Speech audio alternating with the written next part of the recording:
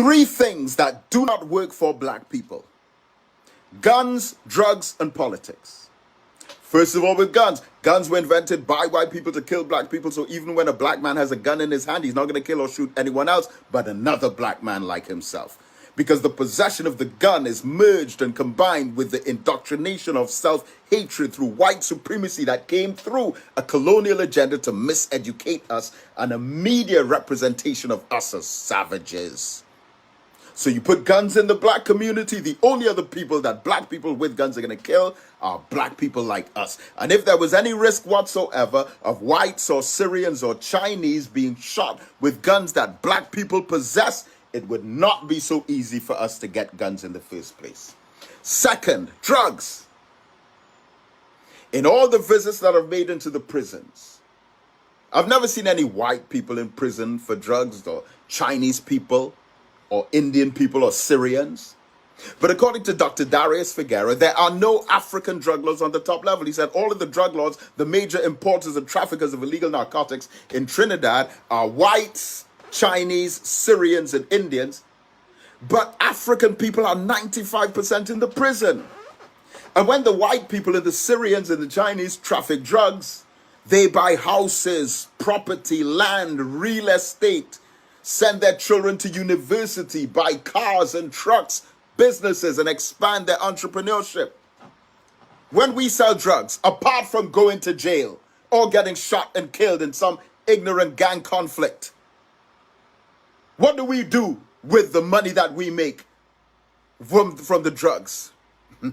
Spinning rims, paint job on a car, gold chains. Oh man, if that's how you're thinking, that those gold chains are representing chains of slavery that have been taken off our hands and feet and put on our minds but fallen down to our necks. And third, politics. Okay, I respect everyone's political choices.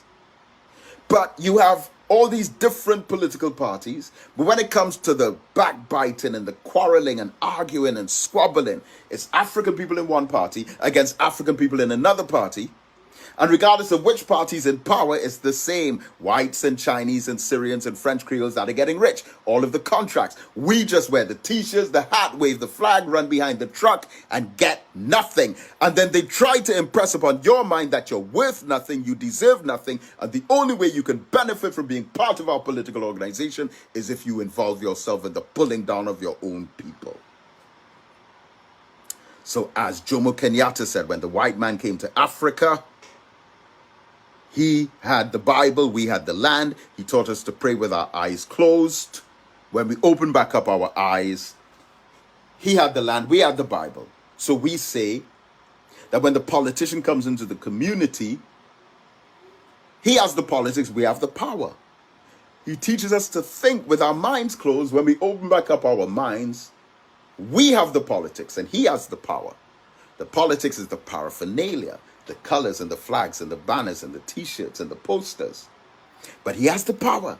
And he takes the power, which is the voting numbers combined, takes that power, gives it to his finances, and leaves the masses of the people in poverty. So guns, drugs, and politics, the negative impact of those within our communities have to be replaced by unity, self-sufficiency, business entrepreneurship, land ownership, and reorganization of our families. Think, black people.